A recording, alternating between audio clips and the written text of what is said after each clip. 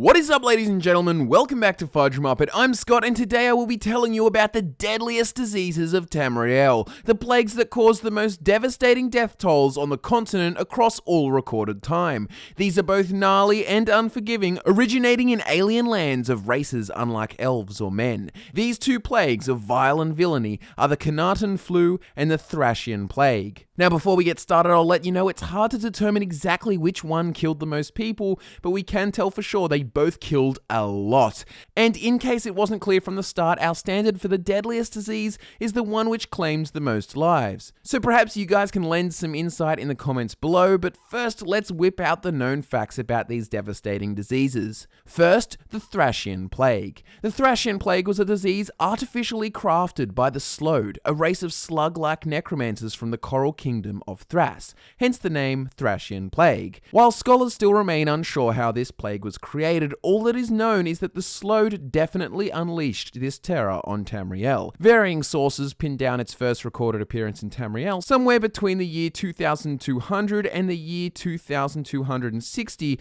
of the First Era. It arrived on the western coast of Tamriel and spread across the entire continent. This pandemic was estimated to have killed half the population of Iliac Bay and perhaps half of Tamriel's entire population. The Thracian plague inspired one of the most notable unifications of Tamriel's people in history. The Clovian king of Anvil, Bendu Olo, assembled the single largest navy that Tamriel had ever seen. Redguards, Bretons, Colovians, Elves, and Argonians all united to sail to Thrace and destroy the Slode for their crimes. They slaughtered every Slode they could find, and then used now unknown magic to sink the kingdom of Thrace. However, it would rise again in the years to come.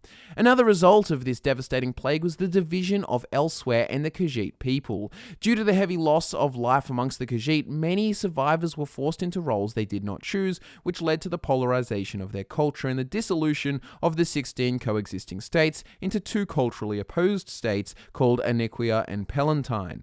It is unknown exactly when the plague ended. Some cases of the disease were even reported near Wayrest over 400 years after the initial outbreak. Next, we have the Khanatan flu, also known as the Khanatan plague. There are a few different theories as to how this deadly disease came about, however, all sources agree that it originated from Blackmarsh.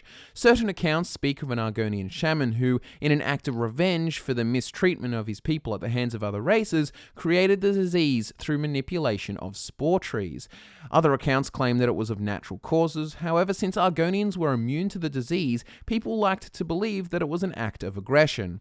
In the year 560 of the Second Era, the Khanatan flu broke out in the city of Stormhold in Blackmarsh. It quickly spread to all corners of Blackmarsh and then most of Tamriel, killing all infected non-Argonians. The entire human population of Blackmarsh was eliminated. Only the Dunmer slavers of House Dress remained, because their economy relies on capturing a slave workforce. For many Argonians, this disease was a blessing. Cyrodiil's control of Blackmarsh had been shaky at best since the fall of the Second Empire, and the Khanatan flu ensured the complete separation of outside influence in Blackmarsh, allowing the Argonians to live as they wish. So what does the Khanatan flu actually do, you ask? Well, the earliest symptoms of the disease as described by archivist Nelliman are general malaise, loss of appetite, and fatigue. This is then shortly followed by aching muscles, sharp pain in the shoulders, chills, and watering eyes.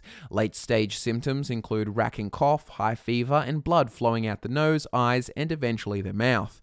The most prominent sign of the disease was a red granular rash, which did not itch but spread all over the body. Commonly infected people would die within 3 days, however, some managed to survive up to a week. With such a quick death caused by the disease, it's a wonder how it spread so far. There are also multiple theories about its transmission. The first and very likely of the theories is that it was airborne, which would explain how it could travel long distances without infected who are supposedly dying within 3 days from having to spread the disease physically. However, other theories do suggest that the rashes and physical contact with said rashes would cause the spread. Another theory suggests that while immune, Argonians were in fact carriers of the disease.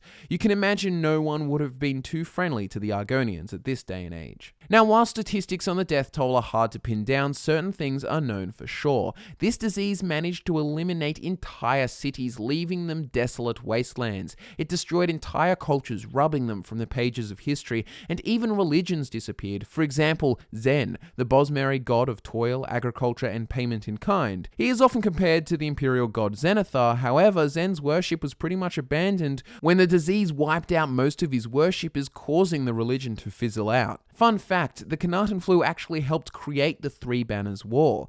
You see, the Khanatan flu was responsible for wiping out the ruling Gardner dynasty of Wayrest, which made way for King Emmerich to create the Daggerfall Covenant.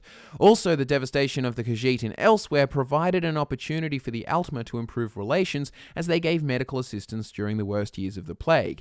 This ultimately helped the Khajiit decision to join the Aldmeri Dominion. So there you have it, the two most devastating, deadly diseases to ever hit the continent of Tamriel, both originating from lands foreign to men or elves. Both pandemics were pretty gnarly, but I want to know what you guys think. Comment below which plague you felt was deadliest. Social media links are in the description where you should go follow us for all kinds of updates and shenanigans. I'm Scott from FudgeMuppet, and I will see you next time.